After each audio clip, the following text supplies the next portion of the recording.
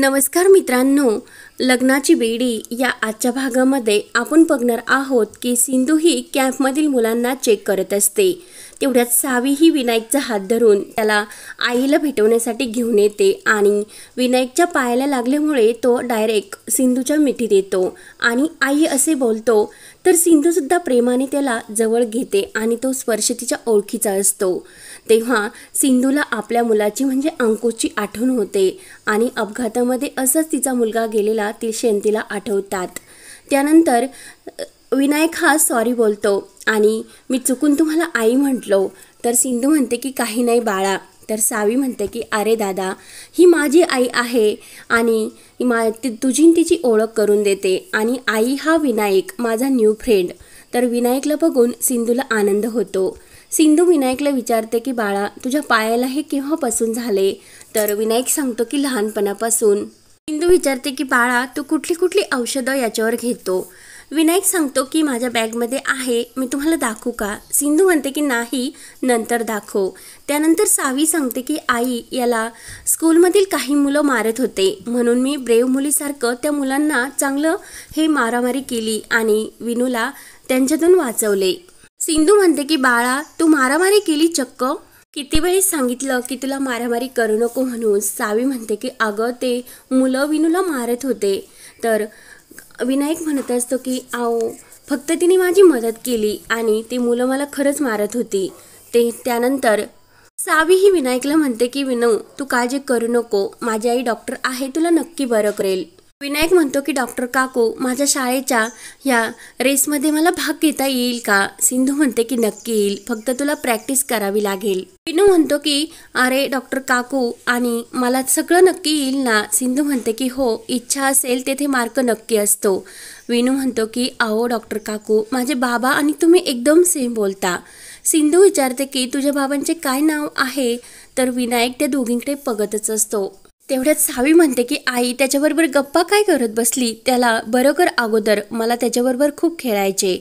तर सिंधू म्हणते की हो, नक्की मी बरं करेल आणि ती सावीला आपल्या मिठीत घेते। तर विनायक त्या दोघींकडे प्रेमाने बघत असतो। तर सिंधू विनायकला सुद्धा आपल्या मिठीत घेते। तेव्हा विनायक आणि सिंधूला खूप असं जवळचा स्पर्श वाटतो आणि सिंधू सुद्धा खूप खुश असते। त्यानंतर इकडे सिंधू आणि सावी घरी आलेले असतात। तर सावी प्रत्येक ज्या बायका शिकण्यासाठी आलेल्या असतात तर त्यांची रेपराईट घेत असते। सिंधू येते आणि बाद झाला तर परेड, आता आपल्याला क्लास सुरू करायचा। तर सर्वजण बायका खाली बसतात आणि त्या म्हणतातच की सिंधू मॅडम, बरं झालं तुम्ही आला, नाहीतर सावीने आमचा दमच छाटला होता। म्हणून सावीचे त्या कौतुक करत असतात। त्यानंतर सिंधू ही बायकांना बँक ऑपरेट कसे करायचे आणि त्यातून हवे ते पैसे कसे काढायचे असे बँकेचे व्यवहार शिकवत असते। तर त्यातील एक बाई म्हणते की माझे पैसे हे माझ्या नवऱ्याकडेच असतात आणि मला जेव्हा लागेल तेव्हा ते काढतात आणि मला मग पैशाची गरजच पडत नाही। सिंधू म्हणत असते की अगं, ते तुझे पैसे आहे, मग ते स्वतः तू कसे काढायचे हे तू तर शिकले पाहिजे ना। तेवढ्यात गुलाबराव येतो आणि एका बाईच्या हातातील वही घेऊन तो सिंधूच्या समोर ती वही फाडून टाकतो आणि सिंधू म्हणत असते की गुलाबराव, हे काय करता तुम्ही? तर गुलाब हा म्हणत असतो की बघितले का, आपल्या गावातील बायकांना ही बाई कशी फितवते आणि आपल्या विरुद्ध कसे भडकवायचे हे सर्व शिकवते, असं तो आपल्या सहकारी म्हणजे गुंडांना सांगत असतो। गुलाबराव म्हणतो की बाईचा जन्म फक्त चूल आणि मूल हे बघण्यासाठी झालेला आहे, मग तिला हे बँकेचे व्यवहार, पैसा हे सर्व शिकण्याची काय गरज आहे? शिक्षणाच्या नावाखाली तुमचे जे काही धंदे चालले ना, ते आजपासून बंद करायचे, नाहीतर सिंधू म्हणते की नाहीतर काय हे सांगूनच टाका, आज त्याचा सोक्षमोक्ष होऊनच जाऊन द्या। गुलाबराव म्हणतो की एकट्या राहतात नवऱ्याशिवाय आणि बाकी कुणाचा आधार नाही, उद्या जर ह्या छान गोंडस मुलीला काही जर झाले तर मग काय करताल? तर सिंधू म्हणत असते, हात लावून दाखवा माझ्या मुलीला, मग बघते।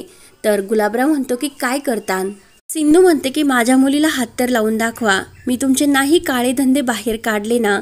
एका पोलीस ऑफिसरची मुलगी आणि एका पोलीस ऑफिसरची बायको म्हणायला लागते। तर सिंधू शांत होते। गुलाबराव म्हणतो की हे जर तुम्ही थांबवले नाही तर उद्या तुमच्या मुलीचा चेहरा सुद्धा तुम्हाला पाहायला मिळणार नाही आणि लवकरात लवकर ही जागा आणि हे घर मोकळे करायचे।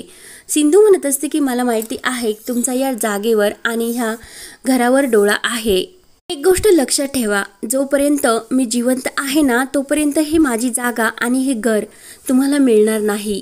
गुलाबराव म्हणतो की योग्य वेळ जर आली तेव्हा तुम्हाला दाखवून देईल आणि नाही सर्व गावासमोर मी तुम्हाला माझ्या पायावर नाक रगडायला लावलं तर नावाचा गुलाबराव जाधव नाही, असे बोलून तो आपल्या गुंडांना तेथून घेऊन जातो. सावी घाबरलेली असते तर सिंधू तिला मिठीत घेते. त्यानंतर इकडे रात्री विनायकने राघवला व्हिडिओ कॉल केलेला असतो आणि विनायक राघवला सांगत असतो की बाबा येथे मला एक नवीन फ्रेंड मिळाली आणि तिचं नाव सावी आहे आणि त्या सावीची आई आहे ना डॉक्टर काकू, खरंच खूप चांगल्या आहेत आणि त्या मला खूप जीव लावतात, माझ्यावर प्रेम करतात. आणि तर डॉक्टर म्हटल्यानंतर राघवला लगेच सिंधूची आठवण होते आणि बाकीचे सर्व क्षण त्याला आठवू लागतात. विनायक पुढे सांगतो की त्यांनी आमच्या सर्वांचा मेडिकल कॅम्पसुद्धा घेतला. तर राघव म्हणतो की त्या पण डॉक्टर आहे का? विनायक म्हणतो की असे का विचारता? राघव म्हणतो की अरे तुला सुद्धा डॉक्टरच व्हायचेस ना. राघव म्हणतो की बाळा तुझी काळजी घे, मी लवकरच तुला भेटण्यासाठी येईल. तर विनायक फोन ठेवतो. त्यानंतर इकडे सिंधूला त्या गुलाबरावचे टेन्शन आलेले असते. सावी तेवढ्यात बर्फ घेऊन येते आणि हा बर्फ तुझ्या डोक्यावर ठेव म्हणजे तुला आई आराम मिळेल आणि तुझं डोकं शांत होईल. मंगू मला कायम हेच सांगत असतो. तर सिंधू म्हणते की अगं त्या सांगायच्या गोष्टी असतात, करायच्या नसतात, तो बर्फ अगोदर ठेवू नये. तर सावी म्हणते ठीक आहे. त्यानंतर सावी म्हणते की अगं तुला त्या बॅड अंकलचा राग आला त्यामुळे आपण त्याच्याविरुद्ध पोलीस स्टेशनला जाऊया आणि त्यांची कंप्लेंट करूया. सिंधू म्हणत असते की नाही सावी. सिंधू म्हणते की प्रत्येक पोलीस चांगले नसतात. तर सावी म्हणते की मग आपले आप्पा आजोबाही चांगले नव्हते का, तू असे का बोलतेस? सिंधू म्हणते की नाही आपले आप्पा चांगले होते. पण सिंधू बोलायला थांबते. सावी विचारते की आई तू अजून एका पोलीस ऑफिसर ओळखते का आणि प्लीज मला त्यांची माझी भेट करून दे, मला त्यांना भेटायचे. तर सिंधू म्हणत असते की सावी तू असा हट्ट करू नको, प्लीज शांत हो. सावी म्हणते की आई तू मला बाहेर कुठेही घेऊन जात नाही आणि आता विनू आला आहे आणि तो सुद्धा असाच हा कॅम्प संपल्यानंतर निघून जाईल, आपल्याकडे कोणी पाहुणे सुद्धा येत नाही. तेव्हा सिंधूला विनूची आठवण होते. त्यानंतर इकडे विनू आपल्याला मुलं कसं चिडवतात हे सर्व क्षण आठवत असतो आणि आपले ब्रेसेस तो काढण्याचा प्रयत्न करतो आणि चालायला लागतो. तेव्हा त्याला खूप त्रास होऊन तो खाली पडतो. खाली पडल्यामुळे त्याला खूप त्रास होत असतो. इकडे सिंधू सुद्धा त्याचाच विचार करत असते. तर हा भाग येथे संपतो. पुढील भागामध्ये विनायक हा सिंधू आणि सावीच्या घरी असतो आणि तो सावीबरोबर गप्पा करत असतो की खरंच माझे बाबा सुद्धा तुझ्या आईसारखी खूप काळजी घेतात. सावी म्हणत असते की हो माझी आई सुद्धा माझी खूप काळजी करत असते. तर हा विनायक म्हणत असतो की आमची फॅमिली सुद्धा खूप चांगली आहे, मी तुला मोबाईलमध्ये त्यांचा फोटो दाखवतो. तर मग विनायक आपला मोबाईल काढतो आणि त्यामध्ये राघव आणि त्याचा फोटो असतो. तर तो सावीला दाखवत असतो. तेव्हा आता सिंधू राघवचा तो फोटो बघणार का हे पाहण्यासाठी आपल्या चॅनलला नक्की सबस्क्राईब करत राहा. धन्यवाद.